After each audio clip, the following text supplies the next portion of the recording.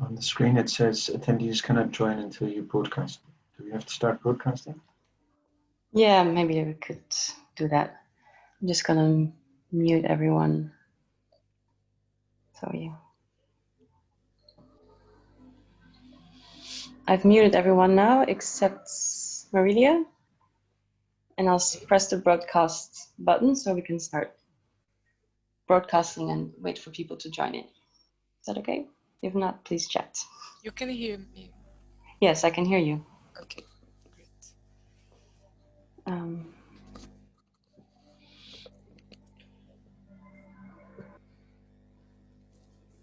Bagus.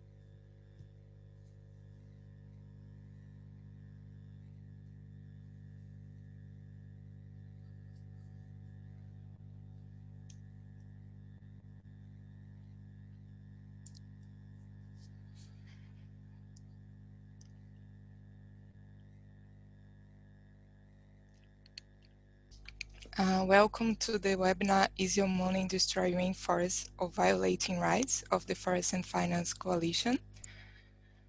This is Marilia Monteiro. I'm Forest Campaign at BankTrack. I will first inform you about the translation. The webinar will be translated in Indonesian and French. In order to activate the interpretation, please follow the steps. You first have to click the interpretation globe on the bottom of your Zoom screen. Select the language you want to hear the webinar in, and please note, if you want to hear the audio in Indonesian, click the channel Japanese. Unfortunately, Zoom doesn't have an Indonesian channel at this time. So click on Mute Original Audio when you do not want to hear the original speaker's voice. Don't forget to unmute later as needed. During the webinar, you can also write your questions in the Q&A box.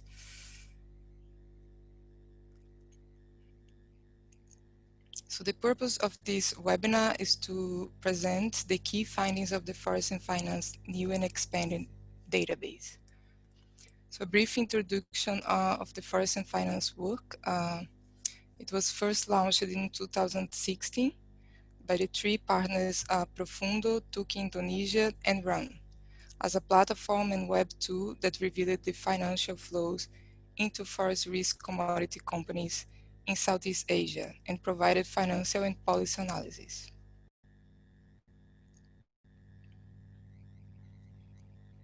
The Forest and Finance website can be used by many different audiences, including by civil society organizations to work on strategic campaigns to convince financial institutions to use their leverage over forest risk sectors by adopting and implementing in stronger ESG policies and due diligence systems.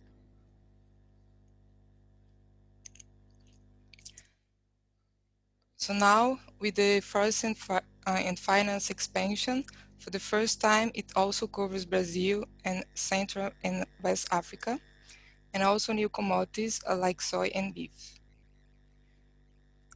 As we know, the agricultural expansion of these commodities is directly linked to deforestation, since the forest land and tropical forests continue to be converted to commercial land uses.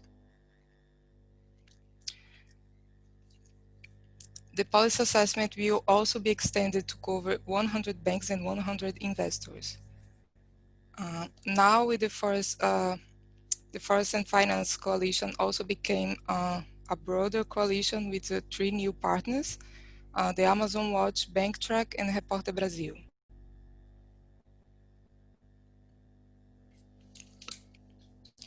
So some of the new findings is that around 51,000 financial deals were identified, 153.2 billion US dollars in credit to forest risk companies since the Paris Agreement, and investments of 37.3 billion US dollars in 2020. Now we will first give the floor to Wout Warmerdam, who is an economic researcher at Profundo and has collected the data for the Forest and Finance database.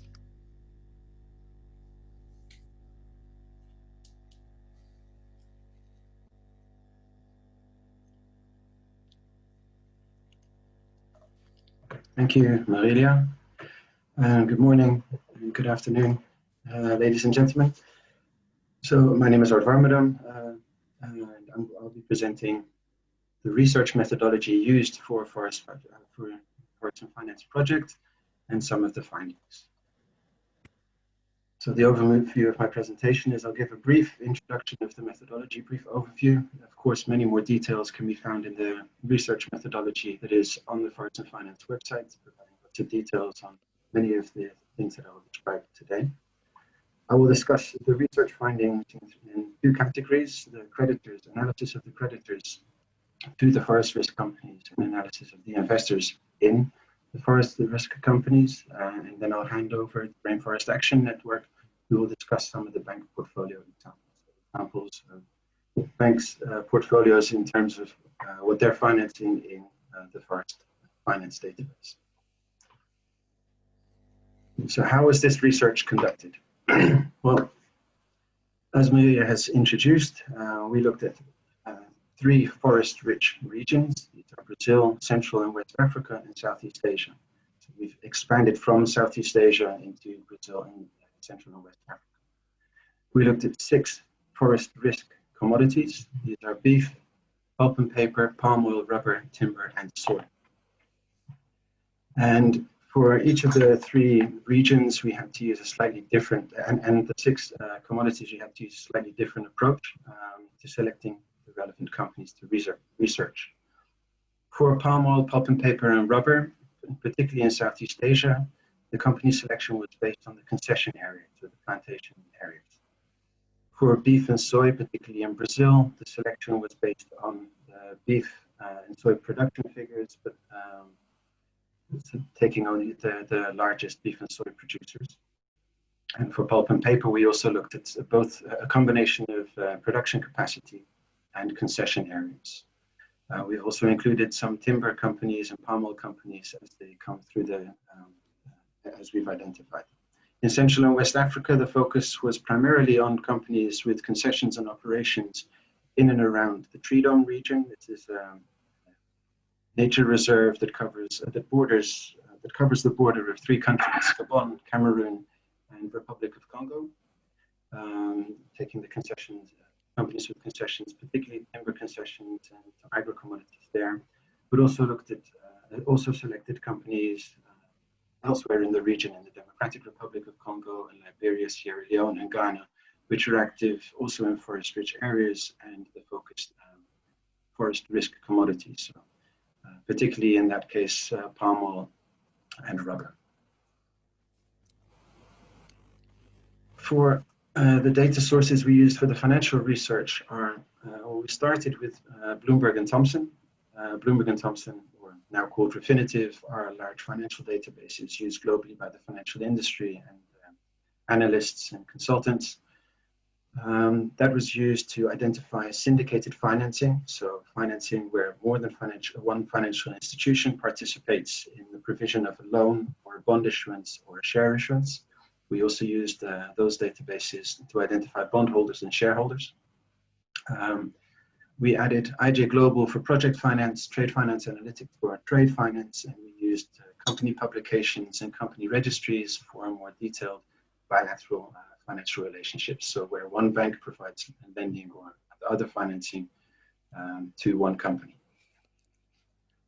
There are a number of limitations of these data sources. So as I mentioned, both Bloomberg and Thomson only provide syndicated financing, or primarily provide syndicated financing. That's why we have to rely on the company registries, company publications, and media for bilateral financial information, bilateral deals. However, you're limited by in these instances, by the jurisdictional requirements. So for Indonesian companies, for example, it is easier to find information on who their banks are if they're stock listed companies, because that's generally reported in the annual reports of the companies. For Malaysian and Singaporean companies, there is more of a limit of how much is then published in the annual reports of stock listed companies in terms of who their banks are. But we can find additional information in company registries and media archives. For this research, there are a number of calculated elements.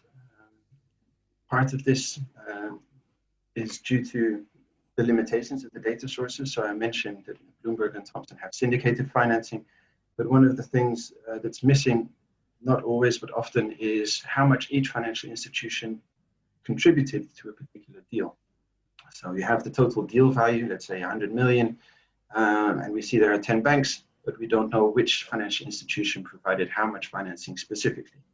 So we calculate that. In some cases, and particularly in Bloomberg, there are such figures, but not always. So in some instances, we've had to calculate that. And I'm going to describe that in more detail, how we calculate that in just a minute. Also, because Forest and Finance is focused on forest activities or forest operations or forest risk activities, we calculate the proportion of a total company's business activities that are in one of the 6 forest risk commodities, or a combination of the 6 if they're active in more than one commodity.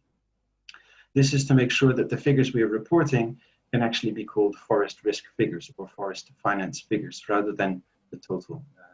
I'm going to describe that in a little bit more detail again in a minute. And finally, another element that we've calculated for the research, particularly for Southeast Asia, is the geographic adjustment. So some of the companies we are researching are active in more than one geography. Some of them are actually active in all 3 of the forest risk rich regions that we're analyzing. And we needed to calculate the proportion of the company's activities in each of the 3 or in more than one of the geographies, so that we can come to an accurate indication of how much money is going to a particular segment in a particular geography. These are all estimations, of course, because the companies don't report on these figures themselves in terms of how much money they are spending specifically in one commodity and in a geography. However, these estimations help to give us a clearer picture of potentially how much money is going to Southeast Asian palm oil or Brazilian pulp and paper, for example. I'm going to go through these 3 calculated elements in more detail now.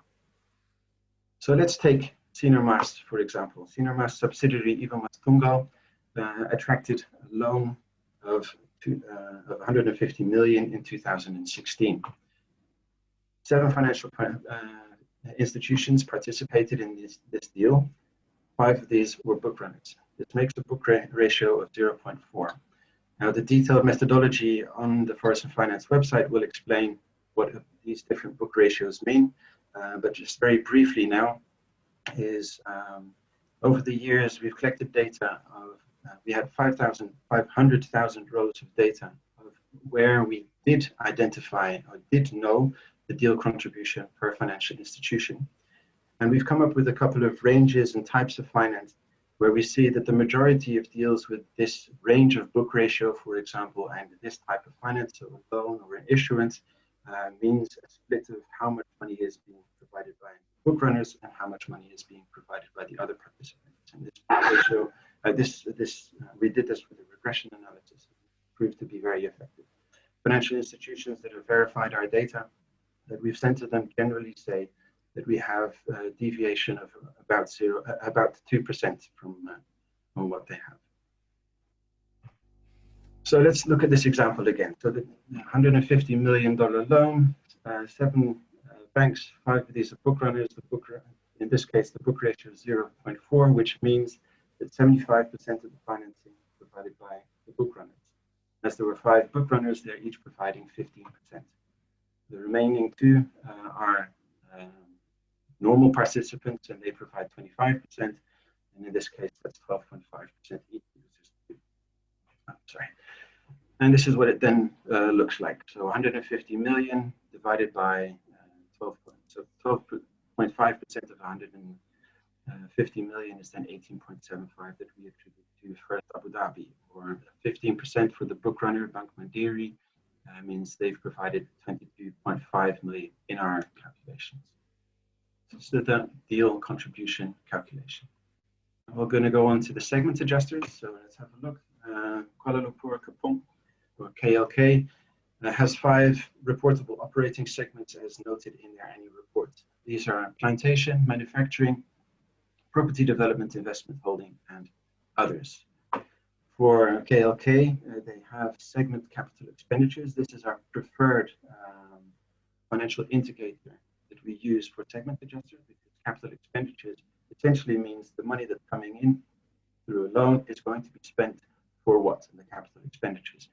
If we don't have segment capital expenditures, we look at segment assets where that's available, or segment revenues, which is our least preferred option. But we have to look at what's available in the financial report. All of this information, each calculation per year, each segment adjuster per year is on Forest and Finance website, including details of exactly how it was calculated, which indicators we were using. It also includes the formulas that we use, so they can all be verified, including with sources and page numbers and everything for anyone to have a look at. So just to summarize then, for KLK, they have 5 reportable operating segments.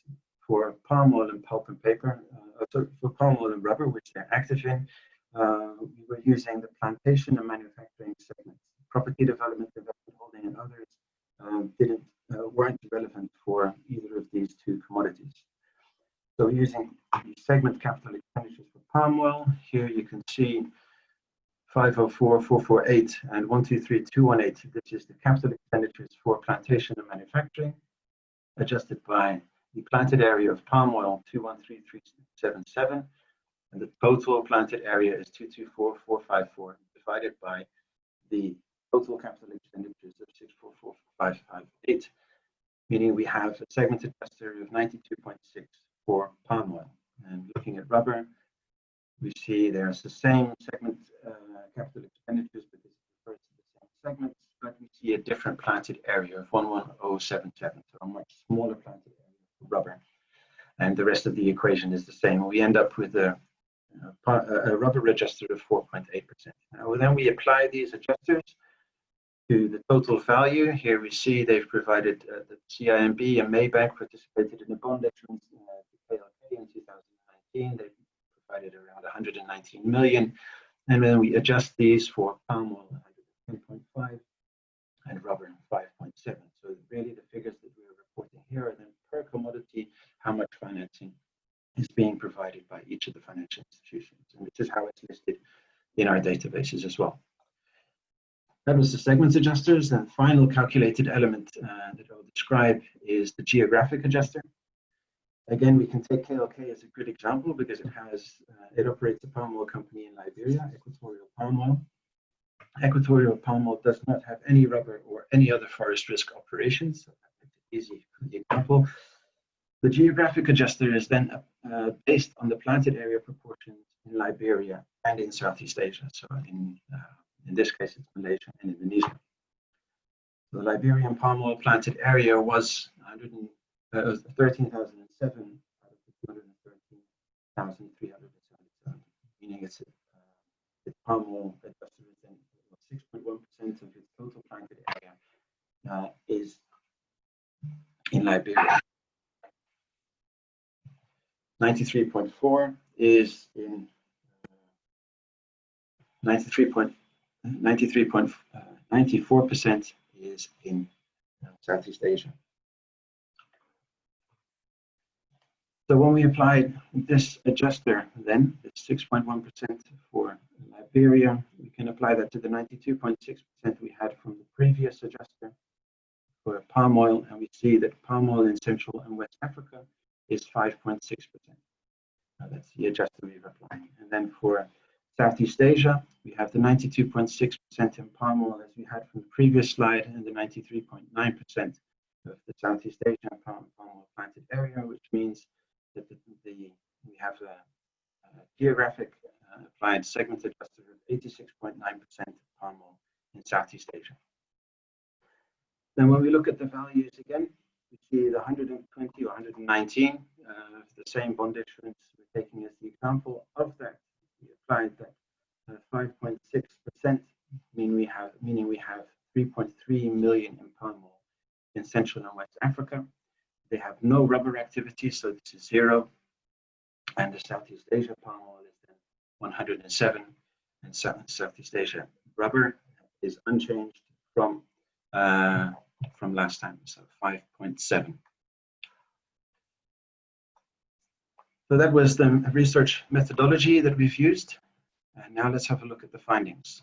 So we split them into creditors and investors. Creditors are the providers of loans and issuance underwriting services.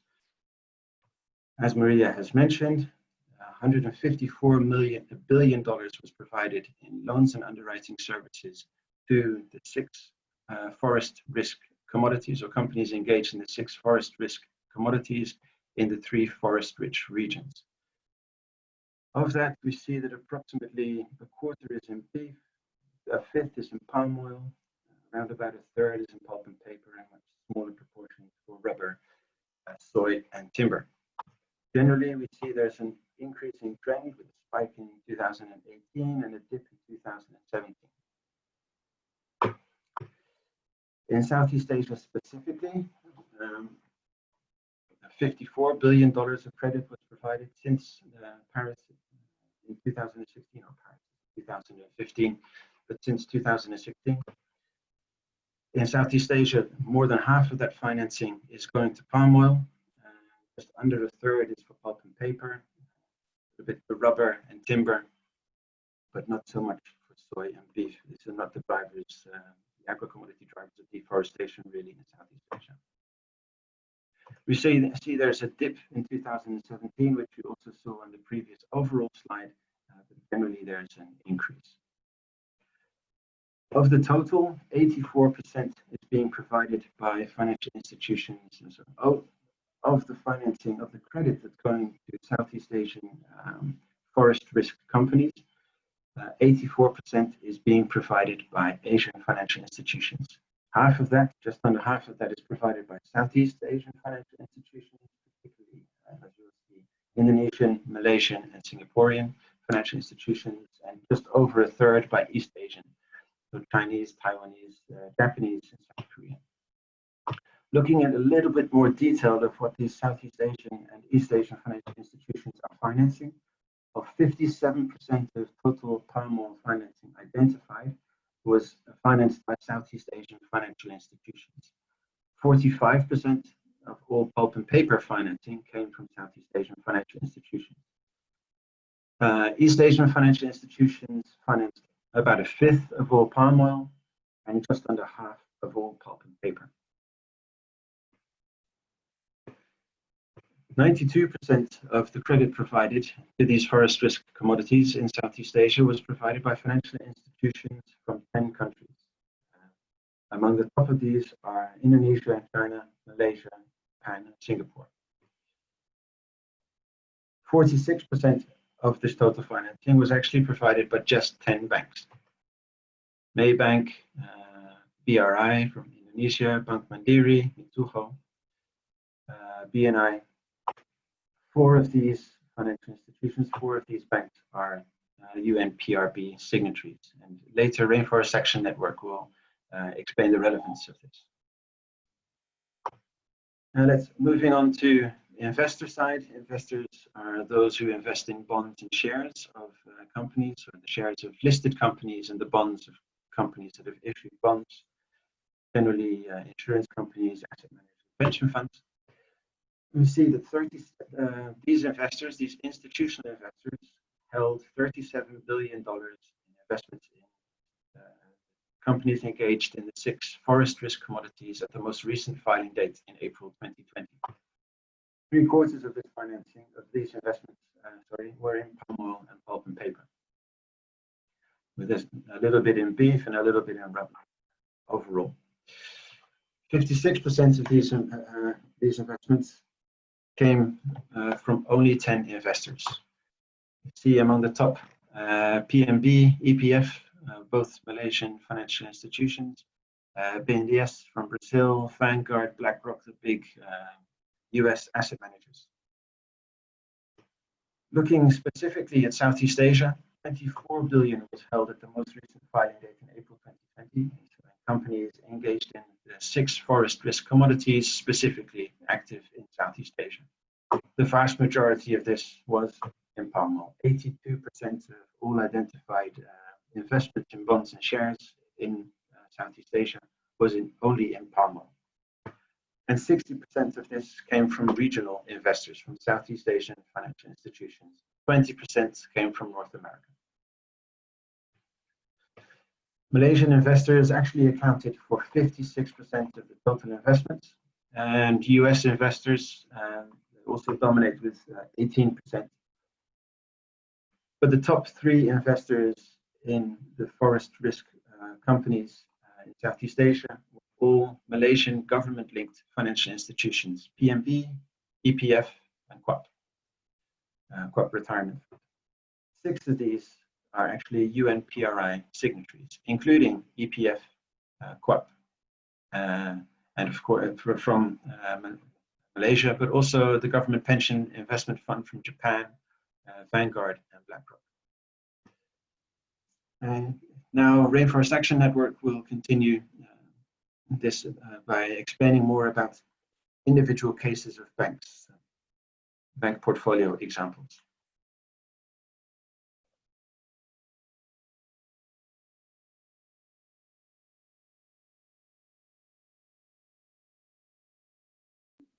Sorry, I was muted. Thank you, Art, for the presentation of the methodology and some of the key findings. I would now like to zoom in and analyze a portfolio of 4 of the largest banks financing forest risk commodity companies in Southeast Asia. I'll start with CIMB, which is a Malaysian bank and a signatory to the UNPRB, the United Nations Principles for Responsible Banking. It is also one of the top 10 largest creditors for Southeast Asian forest risk commodity companies. Since the Paris Agreement was signed, in other words, since the beginning of 2016, it has provided $2.1 billion in credit to forest risk commodity companies, of which 3/4 was allocated to the palm oil sector and another 18% to the rubber sector. Among its largest clients is the Sinar Mas Group, a company involved in serious social and environmental conflicts, about which we will speak more later. Next, Mitsubishi UFJ Financial Group, or MUFG. This is the largest of the 3 Japanese mega banks and a parent company of Bank Danamon, Indonesia's 6th largest bank by assets. MUFG has forestry and palm oil sector policies and is a signatory to the UNPRB. Since the Paris Agreement was signed, it has provided $2.9 billion in credit to forest risk commodity companies. Of this total, 40% was allocated to the palm oil sector and another 45% to the pulp and paper sector in both Southeast Asia and Brazil. It is among the top 10 largest creditors for Southeast Asian forest risk commodity companies, with significant financing to palm oil. Among its largest clients are several companies involved in serious social and environmental conflicts, again like Sinar Mas, but also Salim Group and RGE. BNI, Bank Negara Indonesia, is an Indonesian state-owned bank which has not signed the UNPRB. It is among the top 5 of the largest creditors for Southeast Asian forest risk commodity companies.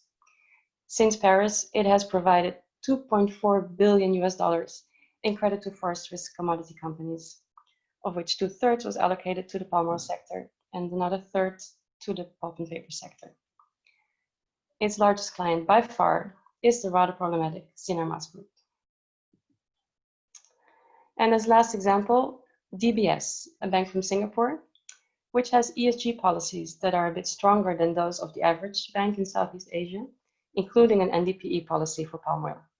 But it has not yet signed on to the UNPRB. Since the Paris Agreement, it has provided $2.4 billion in credit to forest risk commodity companies, of which over 60% was allocated to the palm oil sector and another 22% to the rubber sector. Its largest clients include Salim Group and Sinochem. Salim Group is a major palm oil producer with prolonged issues of illegal labor exploitation. Sinochem is involved in large-scale deforestation in Central and West Africa. Today marks the first anniversary of the UNPRB. More than 185 banks have opted to become signatories, and by doing so, they commit to the UNPRB's 6 principles. The first of this being the alignment of their business strategy with the Sustainable Development Goals and the goals of the Paris Climate Agreement, among others. While the first reports by the UNPRB banks are only due in another 6 months, a quick analysis of the portfolio of 2 of these signatory banks seems to indicate that these are not yet aligned with the UNPRB's principles. Sinar Mas, as we saw, is a major client of both CIMB and MUFG. And our next presenter will explain why Sinar Mas is such a problematic company. I will pass it on to the moderator, Marilia. Thanks, Mary, for this great analysis. The next speaker is Edi Sutrisno, who is the Executive Director of TUC Indonesia. And he will be speaking in Indonesian, so make sure to activate the Indonesian channel, which is the Japanese channel that's need to be activated in the Zoom. We will give us the translators some time to set up, and meanwhile you can comment or write your questions in the Q&A box, please. So Eddie, please, you can start.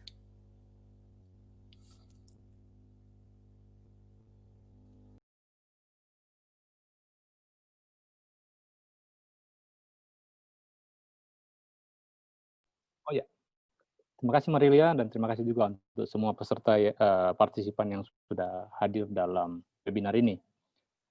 Saat ini saya coba untuk memberikan informasi seputar praktek korporasi Sinar Mas di sektor sawit dan kehutanan. Seperti disampaikan tadi oleh para pembicara terdahulu, Ward dan Merel, bahwa memang operasi korporasi ini tentu tidak lepas dari peran lembaga jasa keuangan. Nah, di sini saya coba untuk memperlihatkan kira-kira seperti apa dampak dari uang yang digelontorkan kepada korporasi terhadap lingkungan maupun sosial. Next. Seperti kita ketahui bahwa Sinar Mas ini adalah satu perusahaan besar di Indonesia, dan kita juga tahu bahwa ini perusahaan yang dibangun oleh almarhum Eka Cipta Wijaya. Next.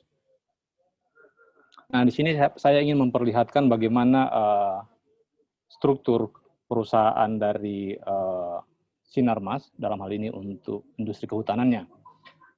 Ini agak rumit dilihatnya, gitu ya, tulisannya kecil dan ini seperti dikatakan Ward tadi, ini tidak mudah untuk mencari semua informasi dan data dengan model struktur seperti ini. Tapi yang ingin saya katakan dari struktur ini bahwa jika kita melihat satu korporasi, maka ini tidak hanya melihatnya yang ada di Indonesia saja, karena dalam struktur ini jelas terlihat bahwa berbagai perusahaan milik Sinar Mas itu juga berada di British Virgin Islands, di Singapura, dan di beberapa tempat lain yang kita ketahui sebagai negara-negara surga pajak. Next. Nah, kemudian ini struktur Sinar Mas dalam industri sawit. ini dapat kita lihat bahwa lagi-lagi lumayan rumit, walaupun kerumitannya tidak serumit industri di sektor kehutanan. Nah, ini tentu perlu kami sampaikan kepada publik di tengah Indonesia mendorong melalui peraturan presiden agar semua perusahaan itu wajib melaporkan siapa sebenarnya beneficiaries ownership. Nah, untuk itu memang kita menunjukkan ini bagian dari mendorong transparansi, sehingga nanti publik juga mengetahui ini, dan khususnya lembaga jasa keuangan juga perlu memahami ini. Karena jika lembaga jasa keuangan tidak memahami struktur dan siapa saja yang terkait dengan Sinarmas atau satu korporasi, grup korporasi, ini agak berat, agak sulit bagi lembaga jasa keuangan untuk melakukan due diligence dan kedua melakukan penegakan hukum atau law enforcement tadi. Next.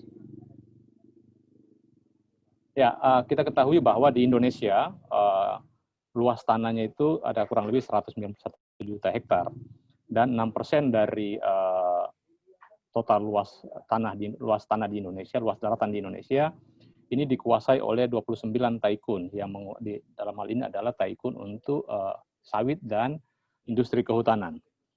Dan jika kita lihat di sini, Sinarmas itu menguasai 2% dari total total lahan di Indonesia melalui dua sektor sawit maupun sektor kehutanan. Ini dapat kawan-kawan lihat dalam publikasi kami yang sudah kami sampaikan juga di beberapa kali, 2018 maupun 2019. 2018 ini untuk sektor sawit dan 2019 ini untuk sektor kehutanan. Nah, di sini kita lihat tidak hanya Sinarmas yang menguasai lahan, ada beberapa perusahaan besar lainnya. Kembali sebelumnya, misalnya ada Salim, ada Jardine Matheson. Kalau di Indonesia kita kenal ada Astra. Astra ini adalah milik Jardine Matheson, ada Surya Dumai, dan berbagai macam perusahaan yang ada, grup perusahaan di Indonesia termasuk Korindo dan Marubeni. Next. Nah, di tengah begitu banyak komitmen dari Sinarmas gitu ya, kita tahu Sinarmas cukup getol membuat satu regulasi, satu kebijakan itu internal. Tapi ternyata dalam pengamatan kami ini masih kemudian memberikan dampak sosial maupun dampak lingkungan. Ini dapat kita lihat bahwa dalam track record-nya ini Sinarmas melalui anak perusahaan maupun melalui suppliernya, rantai pasoknya ini track record-nya cukup panjang, cukup luas gitu ya. Dan ini juga mengakibatkan pelanggaran hak-hak masyarakat, dalam hal ini misalnya konflik dan perampasan tanah. Setidaknya ada lebih dari 100 komunitas yang berkonflik dengan Sinarmas.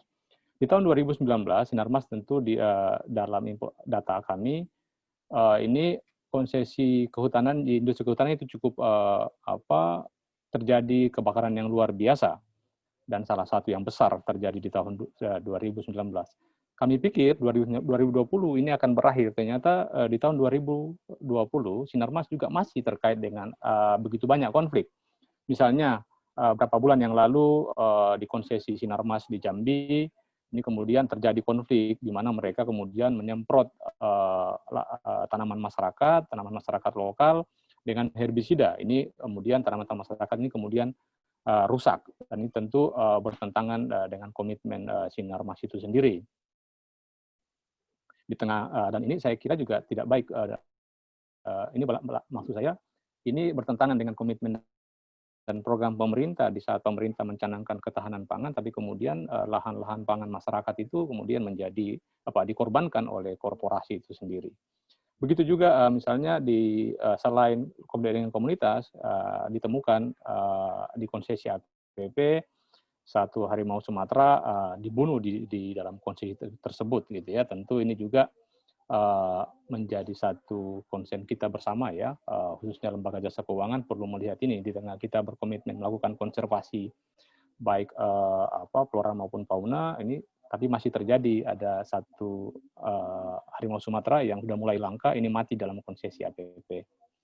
Selain itu juga kita ketahui bahwa di Sumatera satu orang warga masyarakat yang menebang 20 pohon ini dikriminalisasi, kami katakan dikriminalisasi, oleh Sinarmas, mereka laporkan, dan Pak Bongku ini harus harus di penjara selama kurang lebih 1 tahun gitu ya. Ini tentu jadi catatan tersendiri karena di tengah banyak konflik yang terjadi di tengah situasi corona, tapi kenapa kok masih Sinarmas masih melakukan ini? Harusnya ini bisa mendukung masyarakat dalam situasi yang saat ini tengah pandemi. Yang lain, Sinarmas juga melakukan land clearing, pembersihan lahan kurang lebih 3.500 hektar itu di wilayah peatland gitu ya, dan membangun membangun kanal kurang lebih 53 km. Nah, ini tentu jadi bertentangan dengan komitmen Sinarmas itu sendiri gitu ya. Ini ya katanya udah harus menghentikan pembukaan lahan gambut, tapi kok ini masih terjadi. Dan tentu ini harus jadi catatan kita semua, baik lembaga jasa keuangan maupun publik, termasuk market, untuk melihat ini, khususnya pemerintah dalam konteks penegakan hukum. Nah, lagi-lagi memang dalam konteks ini kita tidak bisa melihat satu perusahaan bahwa dia sudah punya regulasi, tapi memang kita perlu memantau terus apa yang terjadi di lapangan sehingga publik dan berbagai macam stakeholder perlu berpartisipasi untuk mendesak dan mendorong agar terrealisasi praktek-praktek pembangunan yang berkelanjutan. Next. Di sini saya coba tunjukkan, tadi saya katakan bahwa masih ada di tahun 2020 itu Sinarmas masih terrelasi dengan berbagai macam dampak, baik sosial maupun lingkungan. Kami melakukan pemantauan, dan ini bisa diakses dalam microsite kami yang lain, Fire and Finance, bahwa di konsesi di Indonesia masih terjadi masih terlihat sebaran hotspot dan fire spot yang cukup luas. Ini yang agak kuning ini adalah hotspot di luar dari konsesi sawit dan konsesi HTI. Jadi perlu kami sampaikan bahwa hotspot dan fire spot itu sebarannya tidak hanya dalam konsesi 2 sektor ini, tetapi juga terjadi di tempat yang lain, di konsesi yang lain. Bisa jadi di tambang, bisa jadi di areal yang lainnya. Nah, kemudian di sini kita lihat bahwa di konsesi sawit, ya, di grup yang lain selain Sinarmas juga itu masih cukup tinggi gitu ya, sebaran hotspotnya. Dan di Sinarmas, konsesi Sinarmas baik di palm oil maupun di forest plantation-nya itu masih terlihat sebaran hotspot. Dan kita agak senang di bulan Mei karena hotspot-nya agak berkurang begitu, tetapi kemudian di Juni, Juli, dan Agustus ini meningkat. Nah, pertanyaannya apakah di bulan September ini akan turun atau malah meningkat? Karena kecenderungannya di konsesi sawit dan konsesi HTI ini di bulan Juli ke Agustus itu terus meningkat sebaran hotspotnya. Ini tentu jadi perlu kita pantau lagi seberapa besar perluasan sebaran hotspot dan fire spot di wilayah konsesi sawit maupun di konsesi HTI. Next. Nah, seperti saya katakan tadi bahwa ternyata perusahaan ini Sinarmas melalui anak perusahaannya dalam hal ini APP juga melakukan pembukaan lahan di wilayah peatland. Padahal kita tahu bahwa mereka punya regulasi, punya polisi yang cukup didengung-dengungkan, selalu digembar-gemburkan. Dan ini teman-teman jika Lahari Riau ini sudah melaporkan terkait dengan dugaan PT Arara Abadi yang melakukan ini gitu ya. Nah, tentu ini dalam konteks pembukaan lahan dan penggunaan api, tentu ini tidak hanya melanggar peraturan Sinarmas itu sendiri, tapi ini juga tentu bertentangan dengan peraturan dan regulasi yang ada di Indonesia. Nah, ini tantangan besarnya adalah bagaimana kemudian lembaga jasa keuangan harus melihat bagaimana praktek korporasi itu direlasikan dengan non-compliance. Nah, saya kira itu menjadi catatan penting untuk lembaga jasa keuangan maupun lembaga penegak hukum di Indonesia yang lainnya. Next. Nah, jika tadi seperti disampaikan sama Ward dan Merel, bahwa kami akan menunjukkan bagaimana lembaga pembiayaan yang membiayai korporasi dan bagaimana dampak terhadap lingkungan. Di sini kami coba tunjukkan ternyata untuk Sinarmas, ini ada beberapa bank yang bank-bank besar yang membiayai Sinarmas. Ada BRI, ada BNI, ada BCA, Mizuho, ICBC, Panin Bank, Mandiri Maybank, MUFG, dan Bank of China. kalau kita lihat ini justru di BRI itu meningkat terus pembiayaan terhadap untuk Sinarmas. Walaupun kita ketahui bahwa Sinarmas pada tahun 2019 itu masih ada sebaran kebakaran hutan di wilayah konsesinya, tapi ini kok kenapa BRI masih terus membiayainya? Ini tentu jadi catatan penting gitu ya. Harusnya ini ada evaluasi yang cukup. Dan ternyata track record Sinarmas yang selama ini di dalam konsesinya sering berulang kebakaran hutan, terjadi konflik, ada pembukaan lahan gambut, tapi ini belum menjadi catatan penting bagi bank untuk mengucurkan dananya. Tentu ini menjadi catatan penting untuk kita semua. Next. Nah, ini kami tunjukkan seberapa besar pembiayaan yang digelontorkan oleh beberapa lembaga jasa keuangan, baik untuk sektor kehutanan maupun sektor sawit untuk Sinarmas. Bank BRI ini salah pembiaya terbesar Sinarmas, dan ini semuanya digelontorkan untuk pulp and paper. BNI, kita bisa lihat di slide ini, membiayai dua sektor, pulp and paper maupun palm oil, walaupun masih pulp and paper lebih besar daripada palm oilnya. BCA pun demikian, masih membiayai Sinarmas cukup besar di pulp and paper. Nah, kemudian ada Maybank ya. Maybank ini bank Malaysia yang pada tahun sebelumnya kami sudah meluncurkan report kami terkait dengan Maybank, dan ini harapan kita Maybank juga terus memperbaiki regulasi dan melakukan perbaikan serta implementasinya kepada semua klien-kliennya. Di sana ada Mizuho, Bank Mandiri, dan yang terkecil adalah CIMB gitu ya.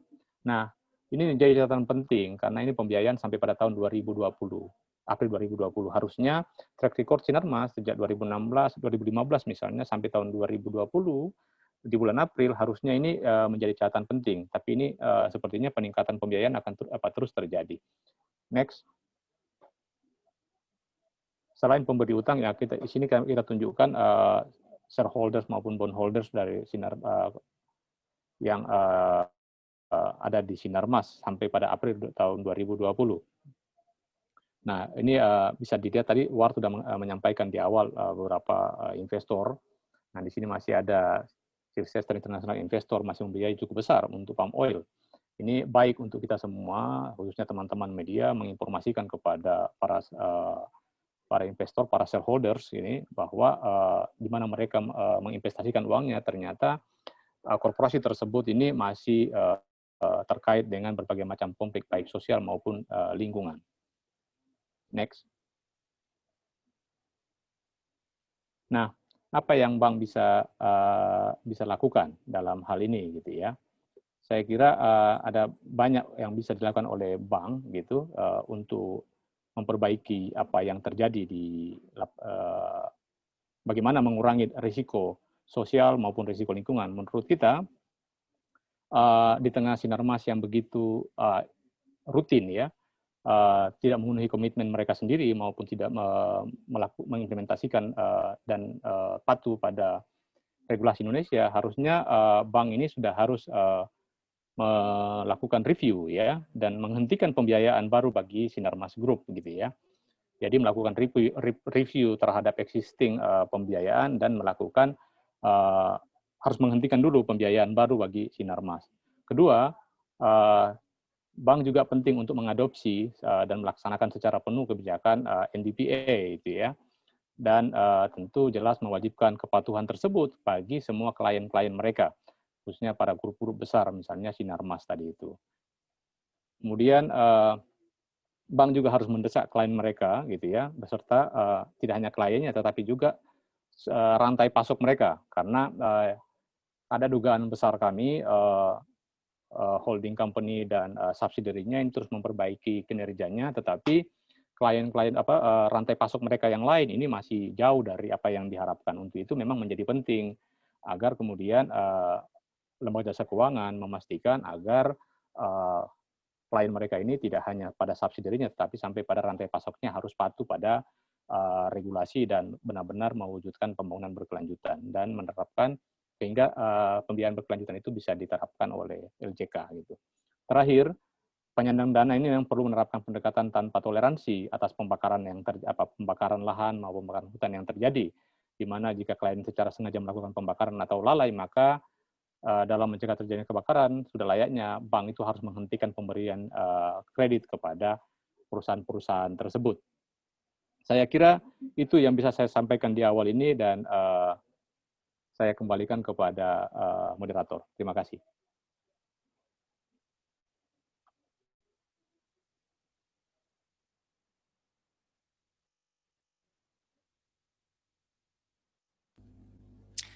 Thanks, Eddie, for your presentation of the case study on cinemas. Many thanks to all the speakers for their exciting presentations.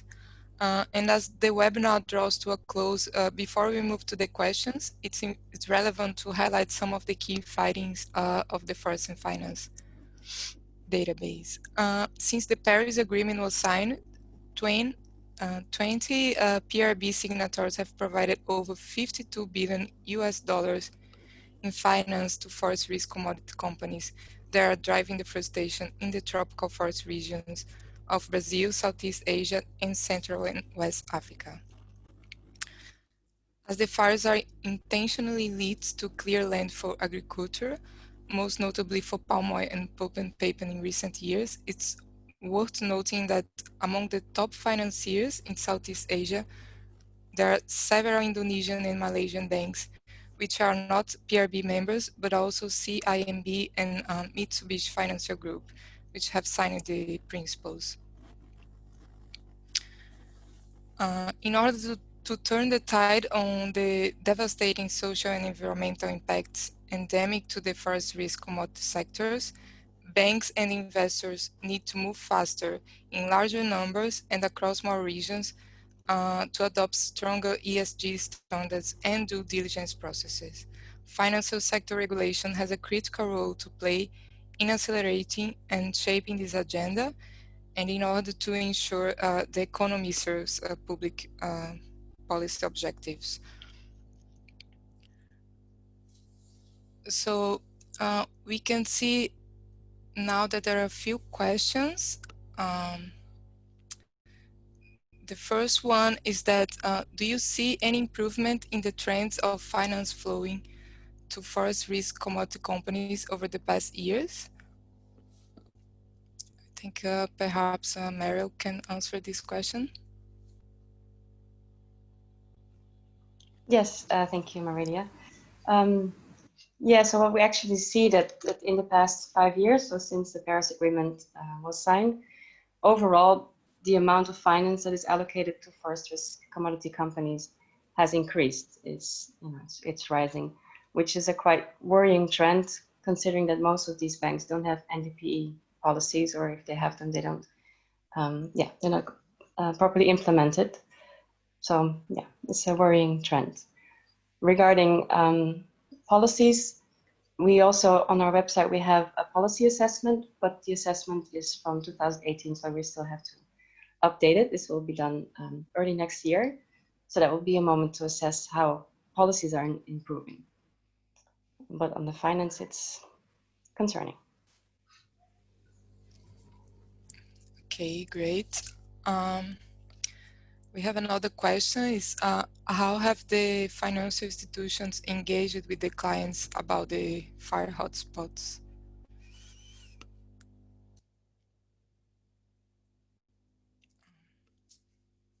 Meryl or Vard?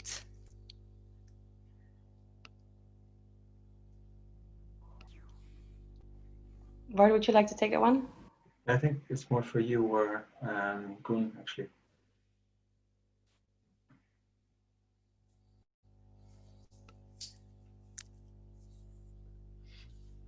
Ya, terima kasih atas pertanyaannya. Ya, ini tentu menjadi catatan penting bagi semua lembaga jasa keuangan. Karena dalam beberapa pengalaman kami, lembaga jasa keuangan tidak mengetahui sebenarnya siapa saja subsidiary dari holding company. Karena biasanya di catatan lembaga jasa keuangan yang terdaftar adalah holding company-nya. Contoh misalnya Sinarmas. Beberapa pengalaman kami, di saat kami menyampaikan informasi tersebut kepada lembaga jasa keuangan maupun OJK, ternyata mereka tidak mengetahui perusahaan yang terkait dengan karhutla, sebagai contoh adalah subsidiary Sinarmas. Nah, tentu ini tidak mudah bagi kita semua ya, saya pikir bagi kita semua. Untuk itu kita perlu bersinergi gitu ya. Nah, kami pikir OJK misalnya ini perlu segera membuat satu sebagai informasi sampai saat ini OJK belum launching roadmap baru mereka. Harusnya ini sudah ada seharusnya, karena roadmap yang lama itu sudah berakhir di tahun 2019, di mana dalam roadmap tersebut ada poin penting bagaimana memanage resiko ESG-nya gitu ya, resiko sosial lingkungan, dan memperbaiki tata kelolanya. Nah, untuk itu ini harusnya ada panduan bagi bank bagaimana kemudian engage dengan klien mereka, dan tentu harus membuka diri bagi publik untuk bagaimana publik menginformasikan, feeding informasi kepada lembaga jasa keuangan tersebut. Yang lain menurut kami menjadi penting lembaga jasa keuangan dalam hal ini OJK khususnya sebagai yang memiliki otoritas, ini perlu bersinergi dengan lembaga negara yang lainnya, lembaga penegak hukum yang ada di Indonesia. Misalnya saya bisa sebutkan misalnya KPK, harusnya bekerja sama dengan KPK, bekerja sama dengan KLHK, karena di KLHK ada Dirjen Gakum gitu ya. Kita tahu bahwa industri kebakaran hutan tentu melibatkan para aktor, termasuk pembakar hutan, dalam hal ini ada korporasi. Di saat KLHK menyampaikan atau melakukan penyegelan terhadap satu perusahaan melakukan kebakaran hutan, harusnya ini lembaga jasa keuangan ini proaktif memantau itu dan berkomunikasi dengan MOIF gitu ya, sehingga ini bisa terjadi dan bisa membangun secara bersama dengan pemerintah untuk bagaimana mengantisipasi kebakaran hutan selanjutnya. Dan menurut kami hal yang paling penting adalah LJK di bawah regulasi OJK harusnya memberikan sanksi yang tegas, tidak hanya sekedar menyurati lembaga jasa keuangan, tetapi harus memberikan punishment bagi lembaga jasa keuangan yang masih terus membiayai klien-klien mereka. Dan seperti saya katakan di awal, bahwa tentu tantangan transparansi itu menjadi tantangan bersama. Untuk itu kemudian perlu juga bekerjasama dengan kementerian yang lain, misalnya di Indonesia adalah Kementerian Hukum dan HAM, yang hampir semua perusahaan itu melaporkan kepada Kementerian Hukum dan HAM siapa sebenarnya pemilik dari perusahaan tersebut. Saya kira itu tambahan informasinya. Thank you, Adi, for your answer. We have another question. What is the role of the Indonesian Financial Authority in promoting sustainable finance? Maybe Adi, you can also answer this one.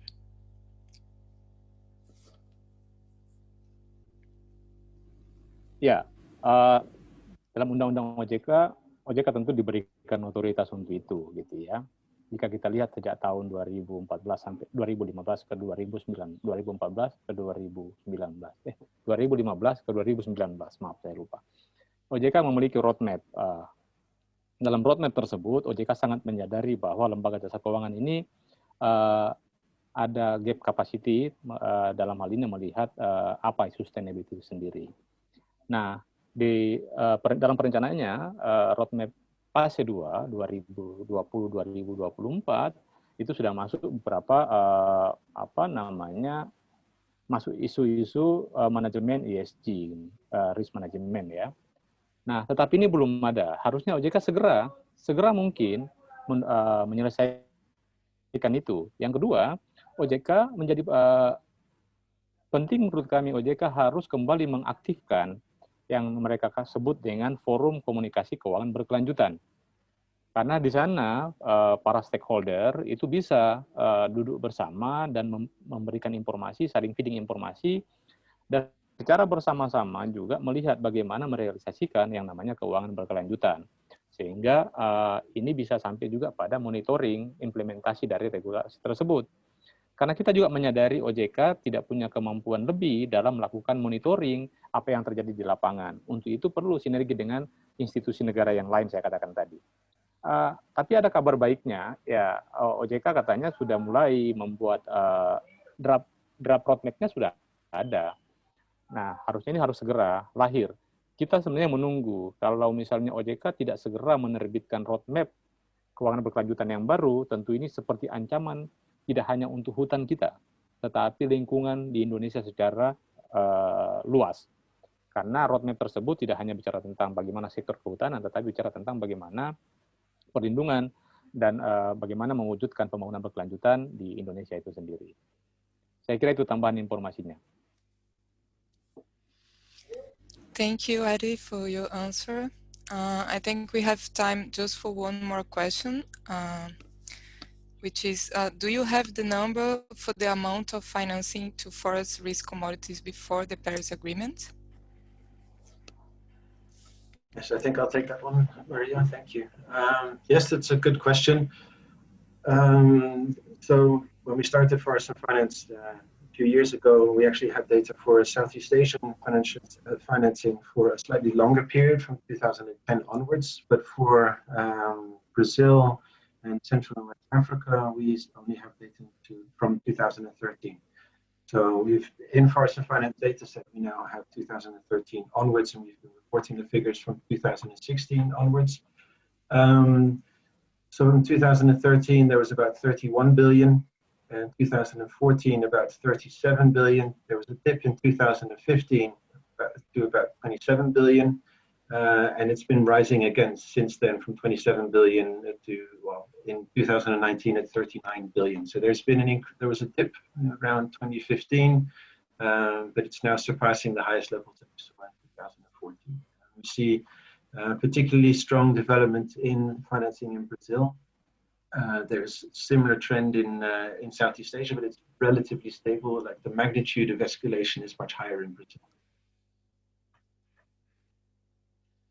Okay, thank you, Wout. We are running out of time, so I just would like to thank you all on behalf of all the partners. And thanks for joining the webinar, and I hope to see you on the next time.